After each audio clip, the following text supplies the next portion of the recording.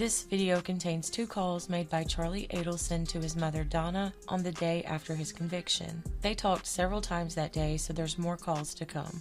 Take a listen. Hello, this is a prepaid collect call from Charlie.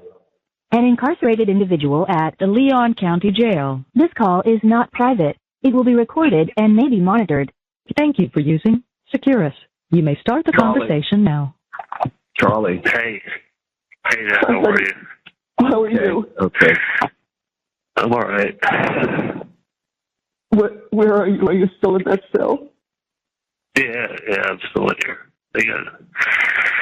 So the chief's going to see me at some point today, and whenever he comes through, and then supposedly Dan's going to come to the jail, and I asked them, they said, when your attorneys get here, they'll take you out to see them. I'm sure I'll see them behind glass. So I thought Dan, I didn't know that Dan went, I didn't know if he went home or not yesterday. No, he's driving home today. Okay. So they will let you see him today. Yeah, but I mean, it's going to be behind glass. I'm going to be picking up a phone, talking to him through a sheet of glass. So, did you get sleep last night? On and off. I mean, they got the lights on, and it's bright in here. It's like yeah. I just wanted to call and say hi. I don't even know why. No, that's okay. I'm glad you did it. I was actually just talking to Dan, so it's not like we were sleeping. Yeah. But, You were talking to Dad or Dan? Dan. So, Yeah, but, going to have to talk when we have a moment about things that we need to take care of, okay? Yeah, I know the money and stuff like that. No, I got you. Roman. What? I have things I need to take care of for Roman and ways that we can take care of him and help him. So there's that, which is the most important. And then figuring out about the dog. So, gotta take care of things, Charlie. We gotta take care of things. It's like I'm dead. I mean, I hate to tell you this. It ain't a whole lot different. Oh, fuck. No, please, I know.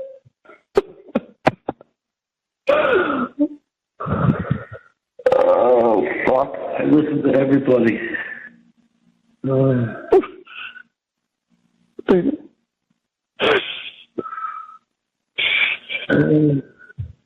got no idea. No, I know. We gotta. You have no fucking idea. That's all I gotta say. Charlie, I know. I know. I love you. I love you. Look, maybe something will happen. Maybe this mistrial will take place and get a different thing. Let's hope for that. Let's just see. Okay. I know we gotta talk about Roman and the dog and the house and everything. Like I'm young. And you. That's You most of all. That's you. Please. It's not over. No, it's not over. Please. Charlie, we'll try everything. No, I got you. But just say. What time is he coming? Do you know what time he's coming? I think he said if I don't see him by 11, that means he couldn't get it to TV, so he's on the road. So I'm sure probably 9 or 10 is when he'll come by. Okay. Well, I'll get back on the phone with him. You give me 15 minutes and call back. I'll have a better idea of what's going on. Okay? Yeah, I'm going to be fine. I mean, listen, I don't want to say anything to Roman because he's at a point now where he's asking for me every time I get on the phone with him. I know. No, I'm not going to say anything to Roman. No. I'm just talking about what things we're going to do to take care of him. Yeah. No, I got you. It's just I want to see my kid grow up.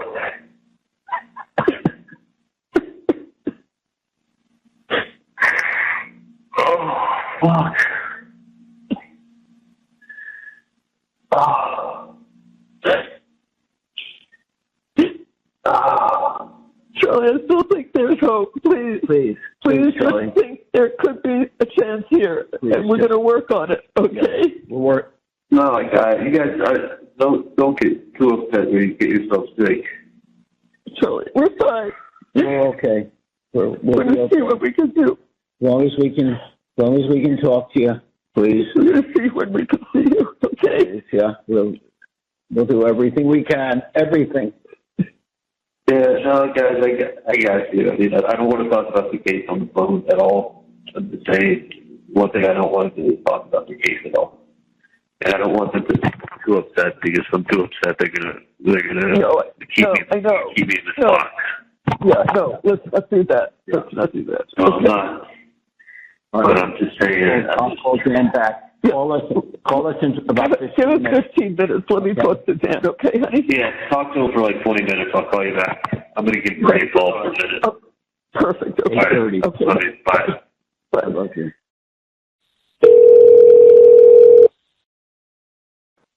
Hi, honey. I'm ready for a little bit. We supposed to agree a little? Okay. Yeah. I spoke to Dan, so I know Okay. he's trying to get in there. I know he wants to see you before he leaves, so he's working on it. It's not like so he doesn't have a time yet, but he knows that's what he's working on, is getting in there to see you. Okay. Okay. And so at least you'll get to see him this morning. And yeah, just taking care of stuff. Listen, you're better off taking the Xanax than getting yourself having a heart attack. Yeah. Yeah. Okay. But we did that. We did that. So Yeah. we sound better than before, right? We did that. Yeah. No, definitely. Trust me, I wish I could take it more. I know. You just have to take deep breaths. That's all you can do. I get it. When it came by my room to check on me at 6 and then 8:30, I'm like, I want to get out of it. Like, they put me in this room for observation, but this room is going to make me crazy than like being in my own room. Yeah, it's like I can't. It's a mirrored glass. So it's got mirrored glass and a video camera in here, and like lines green walls with blood and shit on the ceiling. Literally, not like figuratively. Like, Yeah, I know. I get it. The feces all over the place. It's like you're like in a box and you can't see out. The concrete box. There's no outlet to see out at all. Nothing. There's the cell door has 2 panes of mirrored glass. Mm. You just look at yourself. Just look at yourself. You can't see out. Okay. And then there's like a 3-inch wide pane of glass on the back wall, but that's frosted. You can just tell if it's light or dark outside. And then you got the bright lights that they don't turn off, and you got the video camera in here.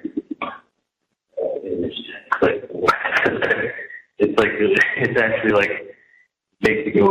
At least I got my clothes on. Like normally they put people on here, they strip naked. You have scrubs, or you have your clothes on? What do you mean my clothes? Not my court clothes, just my scrubs. Okay. I didn't know if you still have your court clothes on. Okay. No. They make you, as soon as they bring you back to the jail, they change off and you give it to property. Yeah. Speaking of having, when Dan comes to the jail, I'm going to have him pick up my all my property here. I got the flip-flops and the shorts and the sweatshirt that I was arrested in, and 2 suits and that kind of stuff. Did you want me to tell him that, or you're going to tell him when you're there? Maybe I should tell him ahead of time so he has, a little heads up as to what he needs when he's there. Yeah. Might as well pick up all my property. Yeah, because otherwise someone will have to pick it up before I get transferred. Right. Okay. All right. Otherwise they only hold it for like 50 days. Yeah, okay. So I'm going to make the best of what I can, make the best of. And Say that again, I'm Charlie. going to make the best of what I can make the best of, I guess. That's right. I just literally... I think you're in shock. We all are in shock. I'm kind of in shock. I've been less in shock. I was like in my own cell that I've been in for the last 13 months. You know, but it's like changing the cell, and then like it's also like everything was going so good. Like I was feeling so positive. Everybody was saying everything positive, and like you know my initial thought was about going to a trial in Tallahassee was it's going to be a fucking joke. It's absolutely, and I had no idea how much media, and that's before I even knew how much media is attached to this case, social media, and how big of a case it's got. That was before all this. Yeah. Like, trust me, like I don't have access to like what people have access to, but I know I wake up in the morning at 7:30 in the morning. And like this morning, I have the radio listening to it. The guy's talking about my case and legal experts on talking about things, talking about confinement, talking about the whole case. Mentor lawyer is calling into the radio while I'm sitting in my jail cell listening. The comments after you testified, trust me, were all positive. All positive. But you got to understand. But that's not the jury. And I don't know the detail. But when I was sitting there and I saw her closing, I was just like, I think this is what she was doing. She was like, I know, Charlie, but you know what? Yeah. They decided before that. No, I know that too, because when they came in Monday morning, none of the jurors looked at me. They would not make eye contact with me. Monday morning, they wouldn't make eye contact. But that's not a good sign. And it's like a couple of like even during the like it was just I just my gut instinct about they say like follow your gut, at least be like it's like I remember like when I had that pet having they like no he's fine it takes some time for the antibiotics to come in and my gut was telling me like no, this is so long, it's not the Benadryl and doing his head, so like he's dying, like there's something wrong with him. But I wanted to believe everything I was being told because he was a vet. That was like, I'm not I think that was, and I'm like, no, I knew there was something wrong, but I was like, I wanted to believe that it wasn't what I was seeing before my eyes, and I thought I was doing everything. And I kept asking the guy, listen, is there any chance in the world that he will die? Is there any chance in the world? No. Like, it was just a straight fight. Yeah. Thanks, buddy. And I swear to God, I saw something bite him, but it struck him quickly. The yell. And I was like, no, I couldn't have seen what I just saw because it was also the day that he got bit. And I was like, no, I couldn't have just seen that. It's impossible. Yeah, I saw what I thought. I just couldn't believe what I caught out of the corner of my eye and believe that that's bullshit. See where that got me? And I knew there was like, I kept asking him. It's just the same kind of shit with this. Like I knew. I'm not saying I didn't know. I knew. And then I sit here and I'm like, it feels like the same thing, to be honest with you. Yeah. You know what I mean? Me too. It's like I knew, but it's like, who am I to know? Like I knew. I had a gut instinct. I knew what I wanted to do. And like I knew what I should have done. And it was like, listen to what? Like I got some good advice, but I knew what I should have done, and I didn't do it. And now it's only close to them, so too late. So what do I say?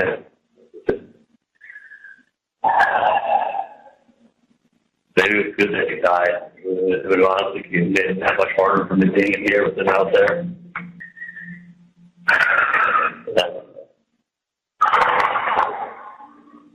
What else is going on? Not much, Charlie. Not much. No. I just need you to just stay strong, Charlie. That's right. You've been strong for a year and a half. I need you to keep it up. I really do. Trust me, I am. I just, you don't understand. This is not like some case that didn't go well in Tallahassee. This is like the state capital, the place of law and order. This is everybody here is government or law enforcement. There's 9 separate law enforcement agencies in Tallahassee.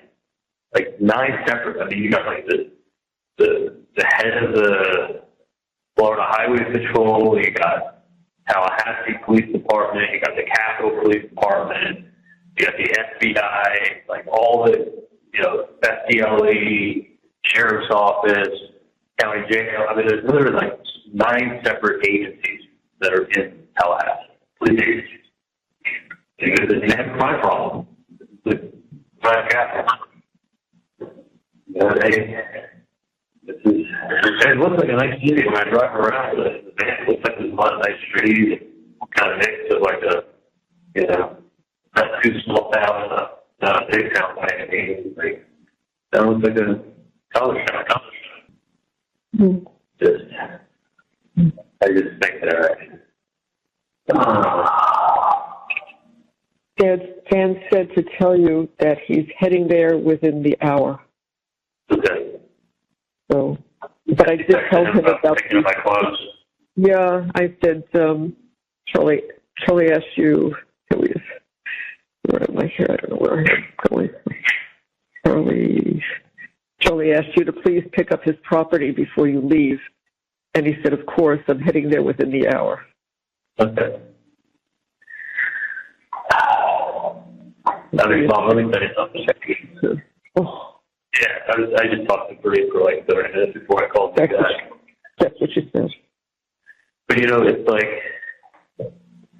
over the next couple of days, I guess we'll talk and we'll figure out what to do with what to do about a number of items and things. Yeah, what I would like you to do is on those calls that you want to talk to me, call, and he will get the information to us, but don't talk to me over the phone about any of this. Yeah, no. I know, of course.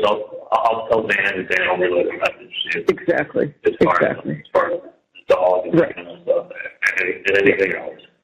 Okay, perfect. So give it a lot of thought. Anything that you want. Anything that you can think of that you want or needs to be done or whatever, you have a couple of days. Just think about it and let us know what to do, or let Dan know what to do, and we'll follow it through. Yeah, no, I'll make a list of things we're probably going to get taken care of. And look, I talked to Janice last night for less than 5 minutes. I just told her my parents are having a tough time, and that probably later in the week, maybe by Friday or Saturday, I'll have them give you a call, touch base, and figure out what we're doing with some things. Right, you'll have a better idea then. That's right. So it's funny. I love Buddy. He was a great dog, but I was in such a fucked up headspace when I got him. I know. I was so depressed with losing Enzo that should have been my sign. That should have been my big fucking flashing neon sign right there. But I still tried to make things work and get a new dog and honestly I was depressed with having him the first so much time, and then I had him a year and a half, and then I've been gone a year and a half. Exactly. I got him in August, and then I got him in October. So I had him for October to April. That's 6 months plus a year. So I had him a year and 6 months, and then I've been gone a year and 6 months. So I've been gone now longer than I had him.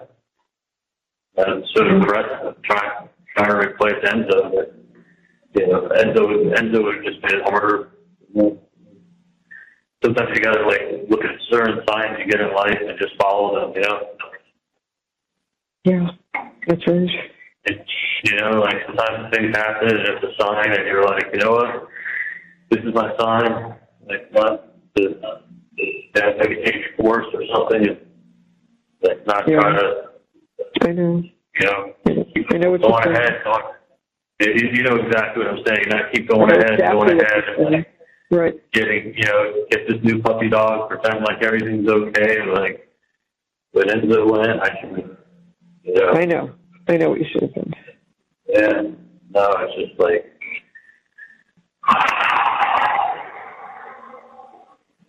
what do you hear? I mean, but it's funny, like, when people die and you're in jail, it doesn't even seem real, because you're not looking at photos of them. You don't, you're not going to the funeral, you don't, talk to people. It's just kind of like, you just don't talk to them on the phone. But a lot of people I don't talk to on the phone, so it doesn't feel like everyone you don't talk to on the phone is dead. It just feels like they're alive, you're just not talking to them. Like in this past year, I mean, I can't fucking believe Bug died. I can't believe Anthony got sick at the very end, but can't believe Anthony's dead. Can't believe Bug's dead. It doesn't. It's real, but it's not real, But it's not real. Yeah. Just like that. You're not going to the funerals. You're not talking to people that know them. You're not seeing photos of them. You're not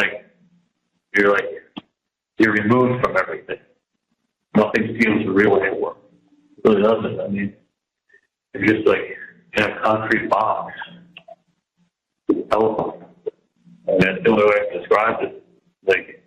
I've gotten outside 4 times maybe in the last year and a half for 30 minutes. And when you go outside, it's literally you're inside a circle where there's the size of maybe a basketball court and a half, and it's 60-foot high concrete walls all around you. So your eyes can't look further more than 80 feet in front of you. Unless you look up at the sky, you don't see trees. It's just, it's just very weird. Very, very weird. And it's being in this cell now is just I just wish that. You're not going to stay there. This is until they straighten this out. No, I'll get back into my other cell and it'll feel good. Right. And I'll get to it's whatever business you have to do. That, and then I'll make my list of things I need to focus on, and do that. I told Bree I don't want to say anything to Moment for a long time. No, you don't have to. No, a really long time. Yeah, that's okay. That's what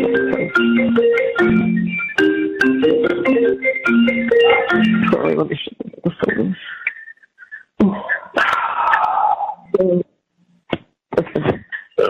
It's just fucking amazing.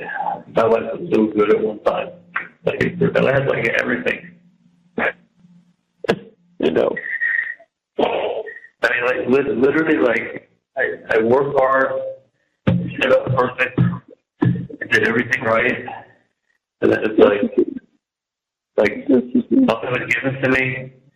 Nobody was out there, pulling strings and helping me out. It was all done by me. Yep, it's true. I mean, none of it. Even every bit of it that went well, everyone would say, "Oh, your dad's a dentist," or your dad gave you his practice. I was like, "No, I travel to these offices on my own. I don't even do the same thing my dad does. We do different things." I think I'm still in a shock, and then I go from shock to reality to shock. I just stupid, not following my gut instinct.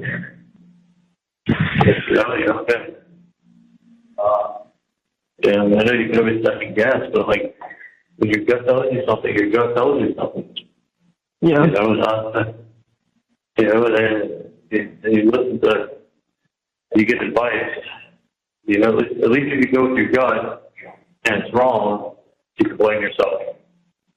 You know, that's the one thing about following your gut instinct, is that you got nobody else to blame but you.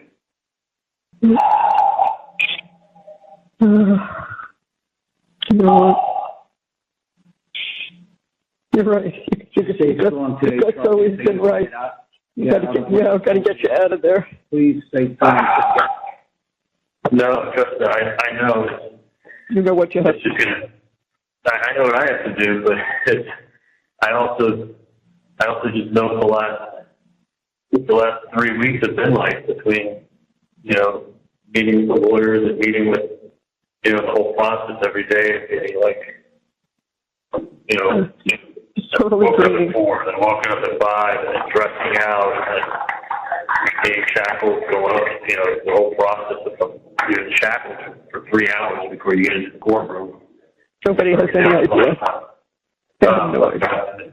Then you got to walk with these shackles for 10 minutes to get downstairs to the cell they put you in. Then you're eating while you're shackled up. You have like this white bread with a slab of like peanut butter on it. And then they bring you back up to there, and you sit in the court, and you actually think that it's all going to be like, thought it was going to be a trial of evidence. Like, a trial of like what Dan was preparing me to think that's what we were dealing with. That's right. Like, this was vigilante. This was not a real trial. I know exactly what this was. It wasn't. I mean, like when I saw that closing, I looked at Kate and I go like, this is not good.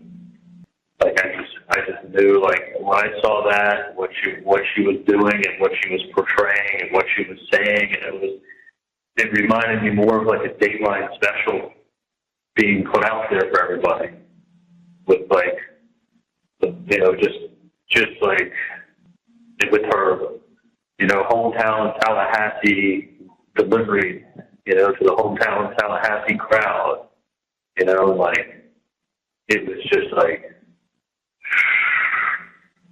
That's what she did. Heavy on the southern accent. Added that all in that she doesn't usually have. She added it in every little trick in the book. She really laid it all thick, and the hometown girl brought it home. And like, you know, like she really like. I mean, honestly, everything that they.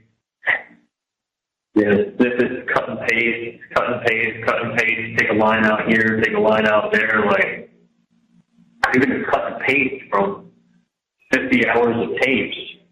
Like, you could make anything look like anything you want it to look like. Of course. You know, and played games. They cheated, they lied, they played games. You're quoting Wendy's book. Like, what in the world is Wendy's book? Like, you know, you're using like this highly educated lawyer writing this book to bash Tallahassee. You know, like, there'd be people that hate you just for that. That's like you think you're too didn't good write at it. this place. I know. A, I didn't write it. B, I never even read that part of it. I mean, I think I read a couple of chapters, but I don't remember reading that. But it was like, you know, I think she like quoted Wendy to make it seem like I'm a fool, you know, and like, oh, look, even his own sister says, you know, like, taking things out of context. Yeah. And it's like... Take anything out of context, you can make it sound ridiculous. That's what they did. And either they had a bunch of stupid jurors, or these people knew what they were going to do before they walked in. Well, they also got riled up by the hometown girl, and they had it all. Look, it was like she made a TV production. Oh wait, I said TV again. What? Like, don't say that's the code word. I just said TV. Don't say that. Yeah, like, code word. They put it together. I mean, like, just. Anyone with a brain who looked at that knew better. Anyone, not these. But not when you dumb it down like this. You're like, it's worse than this 3 times. It's got to be related. Yeah. what else could they be talking? What else? What else? Like, wow. I mean, listen, the problem, too, is when you hate, once you get the jury, like, this is one thing that Dan said to me. He's like, look, the jury doesn't have to like you. Right. And I used to always say, look, but if they fucking hate you on a personal level, that's a different story. And I always felt like that. Like if the jury, if they hate you, they ain't voted with you. Yeah. And I mean, listen, I know people have said, like, oh, you have to look at the law, look at what you're charged with, look at the evidence, and see if the state has proved it beyond a reasonable doubt. And then when she's describing, when the state's describing of, like, what beyond a reasonable doubt is, she, like, softened it up to be like, well, if you think he's guilty, then you vote this way. Like, okay, so if you think 51-49 guilty, then you vote guilty. If you think more guilty than not guilty, that's not beyond a reasonable doubt. Beyond a reasonable doubt is like, you know what happened. Yeah.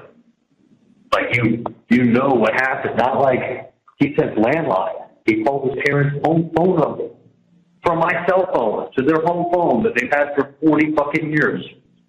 Like, that's really odd. Yeah, it is odd. I almost never call that number. Does it have anything to do with anything? No. Nothing had to do. We all know that.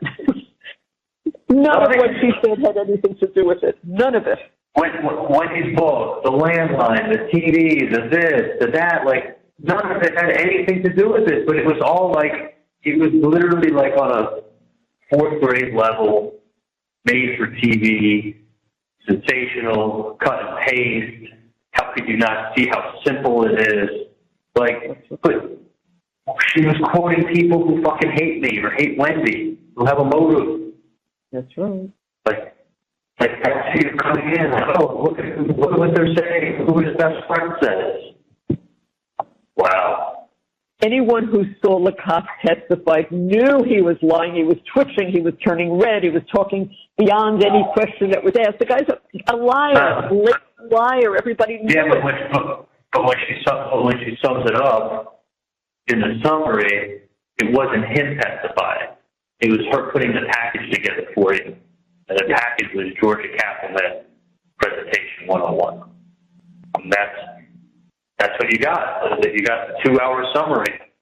It was a nice, tight 2-hour summary with a bunch of, like, tidbit of facts that were pulled from different things and, like, nothing that was evidence.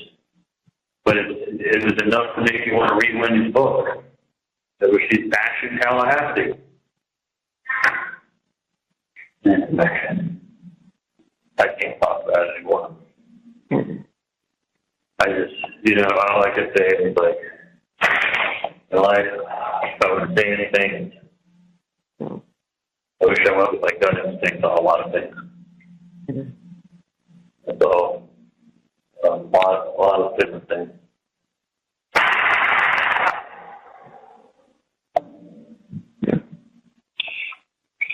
Because now it's outside of a miracle. So you'll talk to Dan this morning. He'll be there this morning, and he has some things he wants to discuss with you. So whether he does it then or whether he does it when he's on his cell phone later, one way or the other, he'll know when he can discuss with you. Okay? Okay. Yeah, no. I'm going to be strong. I'll be fine. Just kind of going crazy at myself. It's literally, I got a mirrored door and 4 walls. It's like, and the lights don't turn off. You had kept 5 months in solitary. Tolerate this one day here. You'll do okay. You'll get out of it. Yeah, hopefully he'll get me out. Like, I told the nurses, I'm like, listen, I'm not suicidal. I said, I just went to trial and I lost, so they put me here. I said, but it's really not good for my mental health. I'm fine. They can put me in here. I'm not going to be fine for long. Like, this is not fair. So I think they kind of they got that. So I'm waiting for the chief to come see me. So maybe when Dan gets here, he can also tell them, like, the guy's actually fine. he's actually putting him in a bad place. Yeah. So I know. You'll talk to Dan about that, and then you'll talk to him in his car going back. So that will be, you'll be able to discuss other things. But yeah, for right now, that's fine. You'll do that. Yeah. Listen, we are obviously not going anywhere. So anytime today you just feel like picking up the phone, call me. We're not. Yeah, just call. We're not involved in anything but you. Okay. It's good to hear your voice. Make sure you guys eat something. Don't Don't not eat. We should have the same thing. What did you have for breakfast today? I took 2 bites of an apple. Yeah. I figured. I have to get some. The guys can give me my food back once I get in there. They're not going to keep it. They're normal guys. I was in such a good mood Sunday night, and so psyched. I kind of felt like the hard part of the trial was behind us. Like Dan is gonna fucking kick ass at this closing statement, and it's really gonna be like a he did. like an up like You did a really good really job. So you did. yeah, but it wasn't made for TV. You know, his was more factual.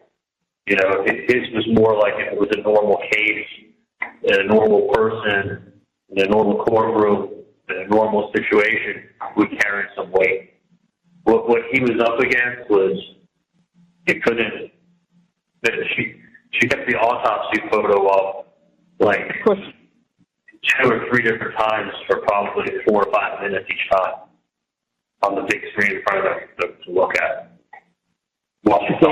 Dan did not want this tried in Tallahassee. None of us did. Believe me, that effort was made. That was like, you know, and what happened was horrible, and that, you know, and then everyone's sitting there looking at the photo, and They didn't listen. Sweet Georgia Kappelman was just stirring it up.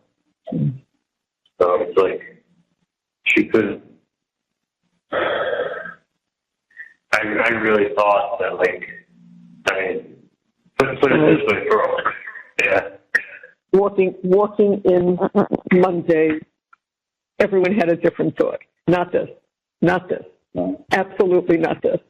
I mean, I was told that, the worst it's going to be is a hung jury. And I'm thinking, I went into Monday thinking, I hope I don't have a hung jury. Yeah. When you're on a private line with Dan, ask him that question. He'll explain something to you, okay? When you're on your private line. Yeah. No, whenever I talk to him in the attorney booth or on my phone, it's always not recorded. Right, just not when he goes to the jail to visit you now, because that's not private. No, it is. They put you in the attorney booth. Oh, yeah. They don't record talking to her. Okay. Yeah. So listen, I'm gonna hold out hope, keep my head up. That's right. And you guys. We can't visit. That's what we found out. We still can't visit you at the jail. So. Oh, I know that. I know that. Oh yeah, they don't have visitors here. They haven't had it since COVID.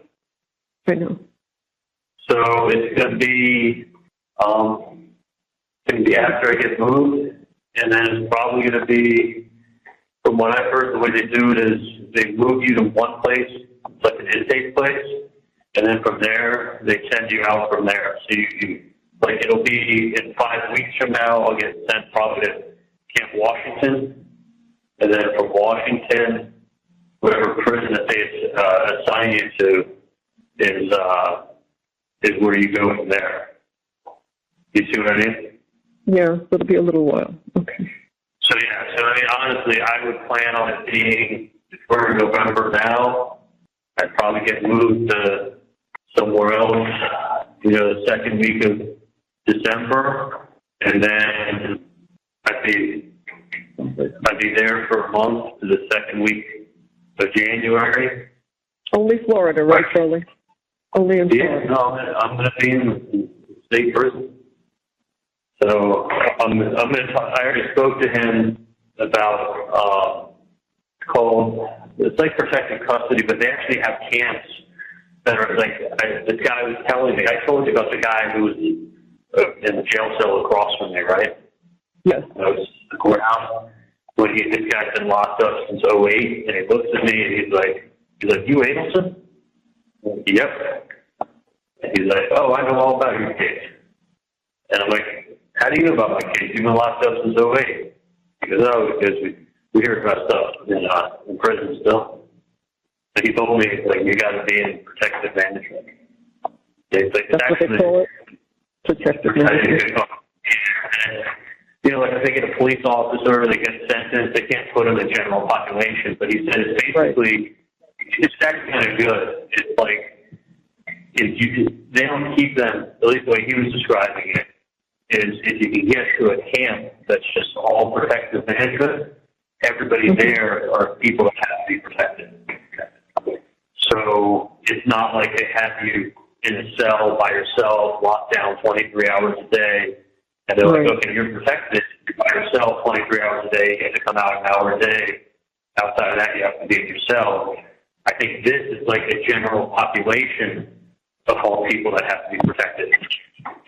So it's like, I guess they put, you know, people that have high profile, people that have police officers, people that they can't put, they keep them all in the general population who are good to themselves. Yeah. And it's actually pretty good if you get into one of those.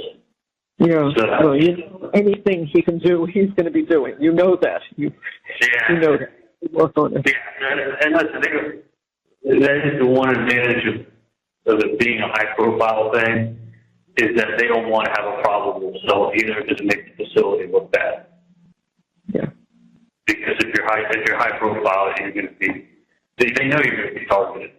There's no question at all. Like, it's so if they take the precautions, then it should be fine. Listen, I'm just going to stay strong. I just feel, you know, you have to understand. I know it's Monday morning quarterback, but it's like I just feel like I should have followed my gut. So my gut tells me something, like a lot of things would have been different in my life. Many things, I'm just not talking about any one thing in particular. No, I know that's right. It's just like, I don't know, maybe the way I told you to that same day when Lorenzo died, like maybe my brain is just wired, fucked up, where I realize things, I recognize things, I know what's going on, and then I know it's the right thing, and then I let some fucking vet tell me that it's a spider bite. And I said, he yelled. You don't yell from a spider bite. You yell from a snake bite. Still treated it like a fucking spider bite. I didn't even take a blood test on him. I think I was so hung up on the date that it happened and the other things. I just was like, no, this is impossible. This is fucking impossible. Yeah. This is impossible. Like, I just kept telling myself, there's no way this just happened. And I didn't follow my gut.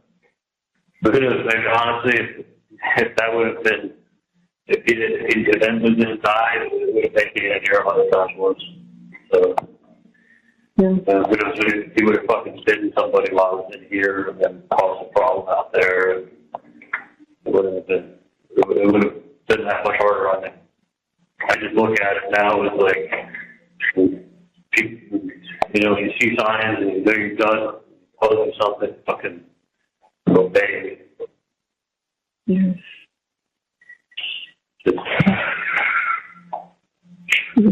Yeah. Me too. Just unfathomable. Just such a high point on Sunday night, literally going through my stuff, giving everything away. I had to get my thoughts back. You knew when they came to get you to bring you in the courtroom so quickly. You knew. When they came, I go, you guys are ready for me? I go, does the jury have a question or something? He goes, no, we have a verdict. I go, do you know what the verdict is? He goes, nope, they don't tell us that. They just said they got a verdict. I go, oh.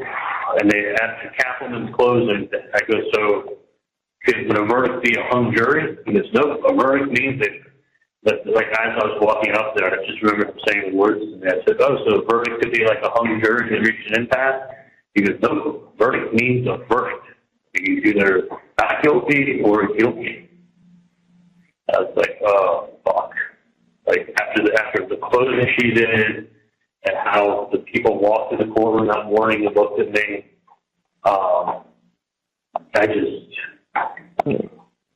we were watching the whole time, and when we saw the time frame, I went, no, not in 3 hours. They eat for an hour, and then they went back there and just filled out their papers. That's all they did. No deliberation. Nada. Nothing. Well, with Dan was also, when Dan was telling them, okay, now look at this wire, this number wire, this number second into the wire, play this and listen to this. I saw people, nobody was writing anything down. I was like, okay, they're not even listening to what he's telling them to look at. Like, it's like, she's just telling them, like, go with your gut. After I make you sick from my 2-hour presentation and make it so simple for you, I'll either read to you what Wendy wrote in her book. Like, so, Dan went person by person, like, broke down each witness, like, like, what to focus on. Like, I mean, he really, like, it was not going to happen. It wasn't a summary. It was detail. It was information. It was exactly why there's reasonable doubt on numerous reasons. And Capel made it seem like, reasonable doubt is not this crazy thing. It's not like, you don't have to know what happened. You don't have to be, it just means you think the person's guilty. Like, oh shit, like, that's like saying 51-49. Like, do I think the Chiefs are going to beat the Dolphins this week? Yeah, I really think the Chiefs are going to beat the Dolphins. Like, that's where I place my money. But like, did I know? Do I have proof? No, just like the gut tells me the Chiefs are more likely a better team and more likely to beat the Dolphins. That's where I bet. But that's not like, I think 99%, or not 95%. I'm just pretty sure that that's going to happen. And I think that's kind of how they made the jury deliberations feel like when they're giving the instructions. Like, beyond reasonable doubt, it's not this crazy high burden of proof. It just means that a reasonable person thinks that this is what happened. Like, no, that's not what, that's not really what reasonable doubt is. Reasonable doubt means, like, is there any other way something could have happened? Like, I think it was the way it was presented to them. I was like, That's what Dan said. It isn't fair that the people who present the case end the case. They start, he's supposed to finish. He said it's not a fair system. They last, no matter what he said, and he was great. He was beyond great. They hear her laugh. Yeah, and any good points he made, she spent the next half hour drowning them out. Yeah, sweep that away. I know. We heard it. So it's like, ladies and gentlemen, use your common sense. Like, this, I'm like, oh my God, like, it's not like, oh, my common sense. Oh, yeah, I think the Chiefs are going to beat the Dolphins. Okay. But that's not beyond a reasonable doubt the Chiefs are going to beat the Dolphins. It's the way it's phrased, the way it's worded, the way it's presented. Like, you think you're like, you're pretty sure, okay. Yeah, use your common sense. Chiefs are a better team than the Dolphins. Okay, we all know that. They won the Super Bowl. Where are you going to put your money today, guys? Like, that's kind of how I felt that it was being laid out. Like, I've always heard people say, like, beyond a reasonable doubt means, like, pretty close to 100% sure. If you can't be 100, it's pretty damn close. That's right. Like, not the way it was described in that room. Like, it was just more like, well, use your common sense, guys. Like, what do you think happened? Yeah. This 10 perfect examples with evidence of reasonable doubt. He only needed to list one. No, she's just like, you heard Wendy's book. You even heard her on the stand. She even said, like, they take little split 5-word phrases. Yeah. And it happens to the person that did that. You heard her. She said this.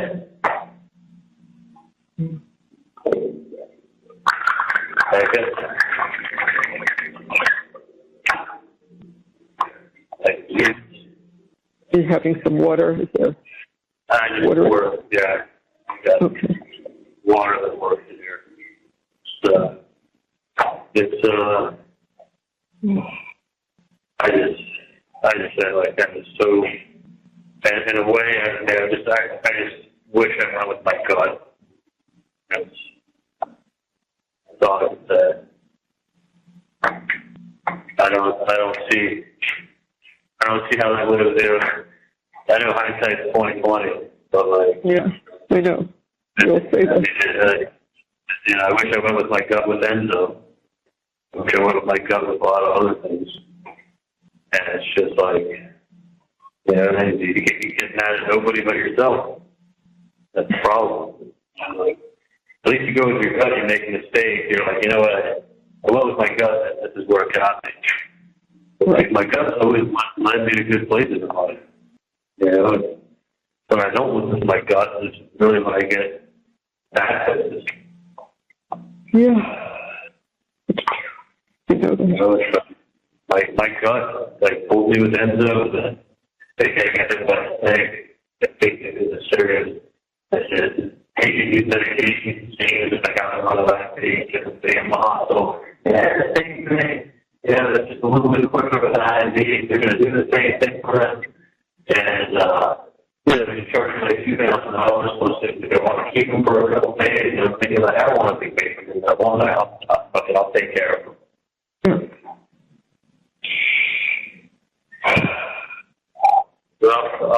I'll think about what I want to do with Buddy.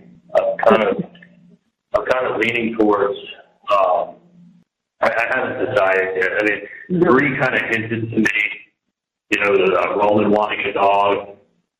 That's what he was telling me about 2 weeks ago, that the mother was going to get it. She wants a big dog for him. He loves the big dog. So that's why I was thinking natural. That's a natural. Well, I can tell you this. I mean, these are my two thoughts. Yeah. One thought is, Janice has spent the last year and a half taking care of him. He's familiar with Janice. I mean, he's been with Janice since he was 8 months old. She also has her little puppy dog, so it's like the two of them get along. And like she's got obviously grown fond of him. She's been with him for 2.5 years. Sure.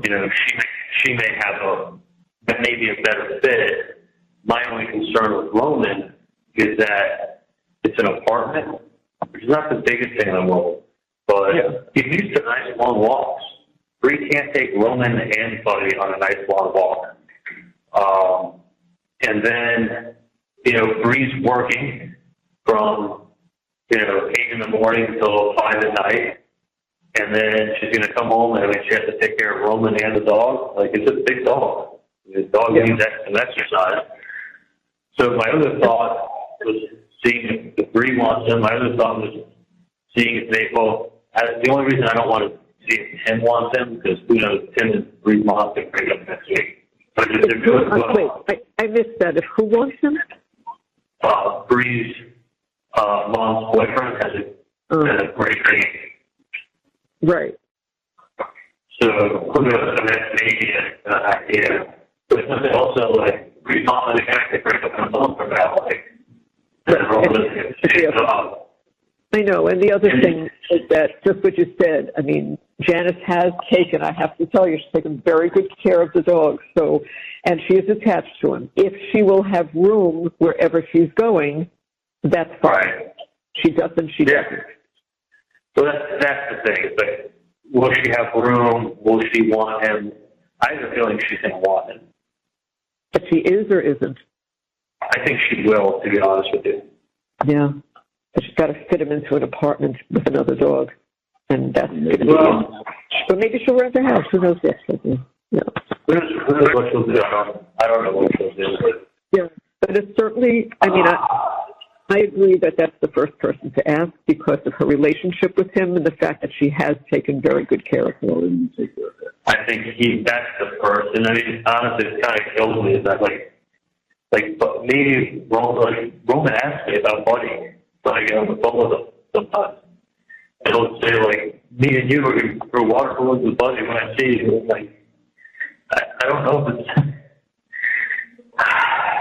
I don't know if it's good mentally for him to have him, honestly, and he's a very big dog for Bree and Roman to manage. She's in an apartment, and it's a lot. It's going to fuck well. I mean, it's going to be like the one thing that dog reminds of me every day. And when the dog dies, it's going to be like the fourth thing to fucking love. Right. No, I don't think it's mentally good, to be honest. As much as the idea is there, I don't think it's mentally good for Roman. It really isn't. It really isn't positive for him. He talks about Bubbles and asks Bree about Bubbles. He asks me about Bubbles, but then it's going to be like, here's Bubbles for his dad. Like, he's the dad with Bubbles. Yeah. That's what we did when he came over. He'd spray Bubbles with a hose. He'd throw water balloons with Bubbles. Like, right, that's why it's not good, Charlie. It's really not good. It's basically it's gonna fuck him up. He's gonna have the dog without his dad. It's not good. I would ask Janice. You ask her when Janice not. We will be sure that there's a good home with land. Who will take good care of him. We wouldn't just, us. We wouldn't do anything like that. Janice is listen. It's not like she's moving out next week. And we'll figure out what we're doing with the house and everything. Right. So it's not like you got a little bit of time to figure stuff out. It's not like it's happening tomorrow. That's right. But part of me always felt like, maybe it would be good if he had something to remember me by, but I think it would be bad. It would be bad. It would hurt him. In the end, it would hurt him, and you don't want to do that. It'll be like the one thing that was, like when he died, it'll be like the one thing that was with me and him, and then it's gone. Yeah. Lose your dog hard enough, but I think tied in with me is going to be like,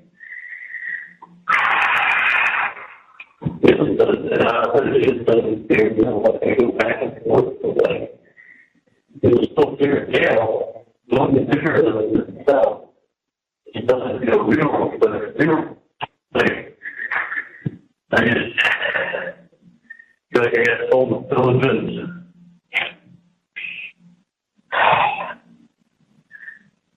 Basically, it's like going through fucking gut instinct. Like, look at how far I got in life by following my gut. Mm-hmm.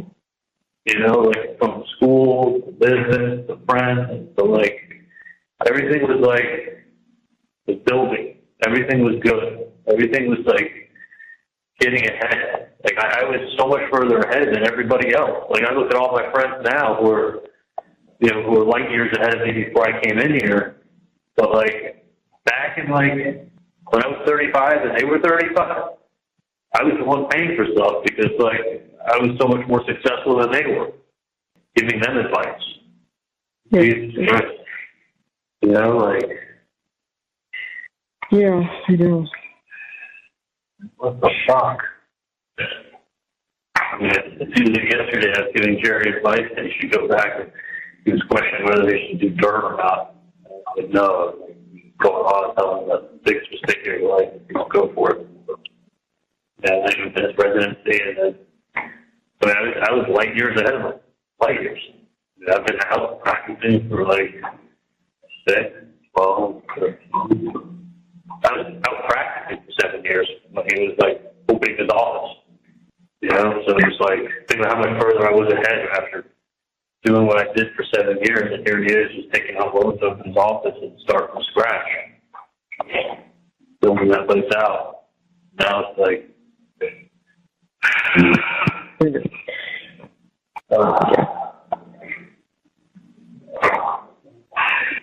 listen to me, hon.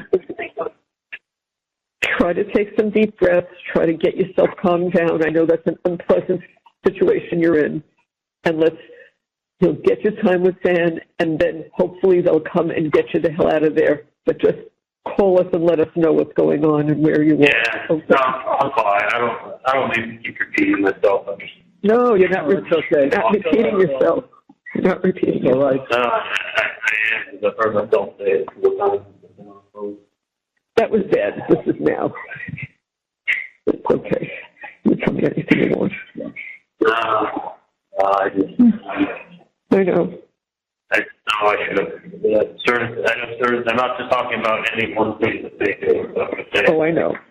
I know. All my good instincts make my own decision. At least I can look back and say, you know what, that was my decision. Good, bad, or indifferent. I made the decision. It's I get to look at myself, recognize something for what it is, and then make a decision, and then let somebody talk me out of it. Is when I'm talking about myself, getting talked out of things, but it's just very. This is a place where you can do a lot of thinking. Yeah, I know that. I know that. I have a very active mind. I don't have one of these minds that I like a German Shepherd. I've got to be busy doing a job or doing something. I can't just sit idle. Some people do. It was my ADD where I always have to be on the move and doing something active and Always think. driven and going someplace and always thinking. And this is the opposite of that environment. Yeah, no, it wasn't. It wasn't a real trial. I mean, it really was not No. I mean, not that I've been to other trials before, but I can't imagine it being No. No. It was. Everything that could have been done right for you was, and it was these people waiting for the hanging outside. They just made up their mind. They did what they did. They wanted to know what they did. Everybody knows that. Everybody knows that. That's just my opinion. The people that you got on that jury, we had to wait our exit. I mean, when I wrote down the people that we needed to kill off, the people who made it through the way it is 152 people that they questioned.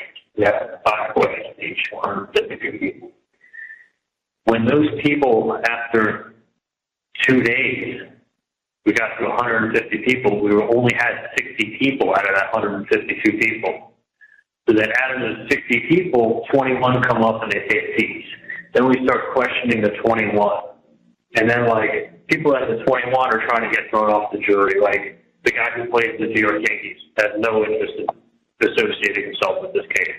The guy who was a restaurant manager and had managed a chain of local restaurants, no interest in associating himself. So these guys are taking themselves off of the jury, right?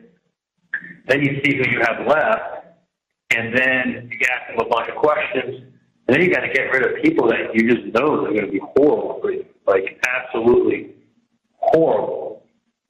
The woman whose husband's a sheriff's officer and she goes to church and all her friends at church are law enforcement and she's close with a lot of law enforcement.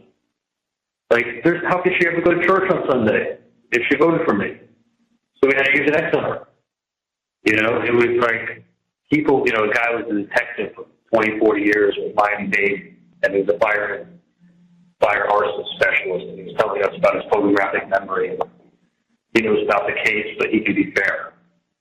He has to come off. So, when I wrote down all the people who were okay, these are the ones we got to get rid of. I looked at the jury experts, and honestly, 8 out of 10, I think, of the ones that I had X's on them, they had the X's on the same people. Yeah, they're just yeah. And these are guys who do it for a living. It's I don't, but my vibe was no. And then even with the other 2 or whatever that we debated on, it was a toss up. They weren't you know, but it was just, you know, like one lady was, when Dan was speaking, was like in the first day she was falling asleep with her face in her hand. Fall asleep. I'm like, literally, like, you know, some like 65-year-old black lady just like looks at her, closed her eyes and put her face in her hand. So I'm like, he's questioning a witness, so you can have information that you're fucking falling asleep. You know, and then really it comes down to the summary, the presentation. You just like, you sit everybody down and have to watch any kind of session. But 10 times worse with this other accent. Not these people bash you how it happened. And they say the prosecutor said in closing not to be construed as evidence in the case. What do these people walking out with their ears? Yeah. Right? Well, so why the hell are they talking? They're saying stuff that's not evidence, but then you're going to go back and deliberate on it. No, they didn't do anything. They didn't look at one thing. No. I'm telling you, when Dan was telling them the places to go look, like at what time and what recording to go listen to for yourself, they weren't even writing the notes down.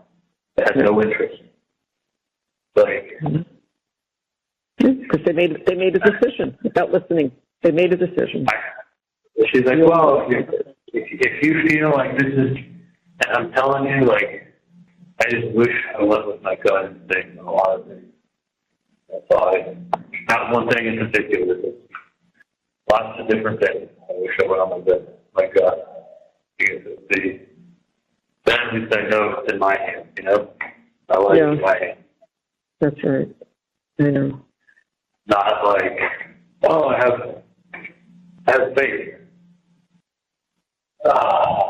But just remember what I said to you. There's a lot of things that you need to talk to him about. Just remember what I said to you about some things that went on that he needs to tell you, okay? So please remember that's important, okay? All right. You'll talk to him, and then whenever he gets there, it's, 10 minutes to 10. So whenever he gets there, you'll talk to him. He knows about getting your property, and then when he speaks to you, you'll ask him that question. What'd you tell my mom? She couldn't tell me. Okay? Yeah, no, I'll ask you. By the way, what are the chances that when the FBI arrests me, I didn't have a shirt on, so they went in my closet to go grab something. They grabbed the orange sweatshirt that says unemployed. Yeah. Oh, God. Yeah. That's the sweatshirt that I got thrown out of the Broward jail. You know, do you remember the one I bought it in South Korea when I was in Wisconsin? I do. We thought it was funny. Yeah. It says unemployed across the front. And what's funny but not funny, I was joking around with Chad once. And I said, Chad, watch this. With my luck, I'm going to get arrested in this sweatshirt when if I ever get arrested. I'm wearing this sweatshirt. I said that to him. I'm like, because, you know, I mean, it's the most, listen, I don't have any clothes that have writing on it, actually. But it's like the most ridiculous thing. Like, you know how, like, John Belushi has a sweatshirt that says college? Yeah. So this was like the take on it. It's all busted unemployed across the front. So I was like, no, watch, if I ever get arrested, I'm going to be wearing this sweatshirt. I actually wasn't wearing it. They picked it out for me.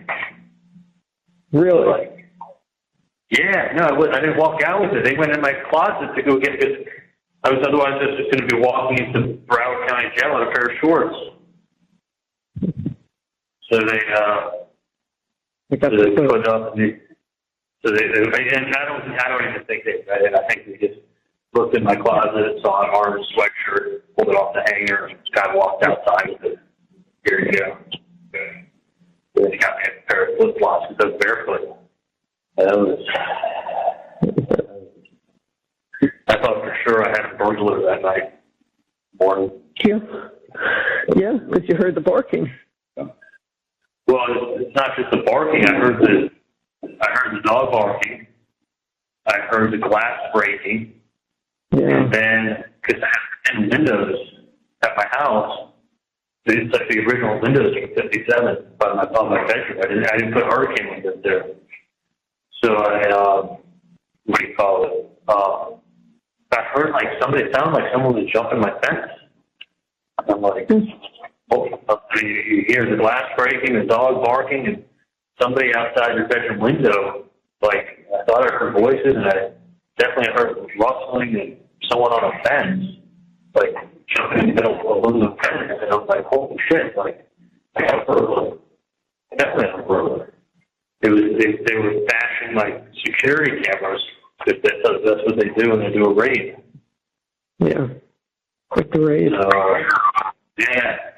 And they didn't have, usually I've been told since that what they'll do is they'll put like a blue light that's, not with any sound, but like a circular blue light that's flashing outside.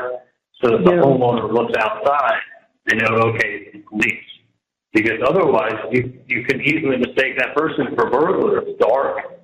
They're coming on your property, and technically, when someone in Florida, when someone comes past the fence line, it's considered a burglary. Like if they come on your property, it's trespassing.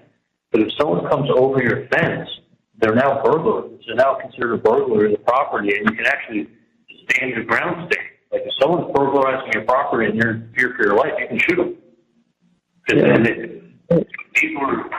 This wasn't a burglary.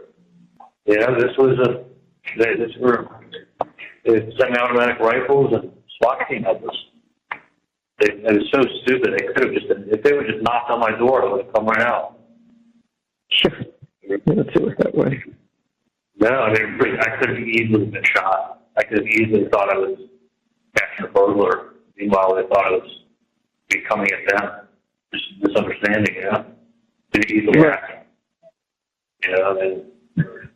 How many of these guys, if they think they have a burglar in their backyard, they're going to come out, armed and ready? That's right. Yeah, probably most of them. Yeah, you got to identify yourself. Of course. I know. But this is a special case. Yeah. Anyway, so Dan will get that stuff. Hopefully, put it someplace. So hopefully one day I get to wear it again. Maybe. That's right. Yeah. Sure, get it to us and we'll keep it for you. Don't worry about that. Let's just take care of you for right now and move on what has to be done this month. That's important. Yeah, no, I'll make a list of different things. And like I said, I think probably the best thing with Buddy is to let him be the Janice. Yeah, no, I agree. That would be my number one. I think that's a good idea. I think it's good for Roller to talk to me on the phone. I think one, I don't think Bree realizes how much exercise. Like he needs to go on a real walk. He takes him on a 15-minute walk every morning. Probably 3 15-minute walks a day. Bree can't do that with holding Roman by the hand, so he doesn't run anywhere. No, of course not. Dog and he pulls hard enough that Jason had to let him go once or a couple times because he would pour over otherwise. He's a lot bigger and stronger than Bree. Yeah. No, it's not a good idea. I mean, the original thought was there, but it's mentally it's not a Roman, so I wouldn't do that. No, I think it would be torture for him. It would be like that's the one thing that we always did together, and it's just literally going to remind him of instantly. It'll bring instant memories back. It'd be better with Janet, and if it's not her, trust me, we will figure something out. Okay? Yeah, I could also talk to Mike, see what he's thinking. I got a couple ideas who may be able to look after him. Okay. But listen, if it was Enzo, it would be a different story. So I know. Oh, I know. Sure. Enzo was my boy. I love that dog more than anything. I know you did. So I was just thinking I'd be getting out and I'd be like working and getting like a good headspace and moving forward and not. Let me let you go. I'll call you guys later, okay? Sounds good, Charlie. I love you. Be good. Bye, honey. All right. Bye. Thank you for watching. Please like, subscribe, and turn notifications on so you don't miss the next one.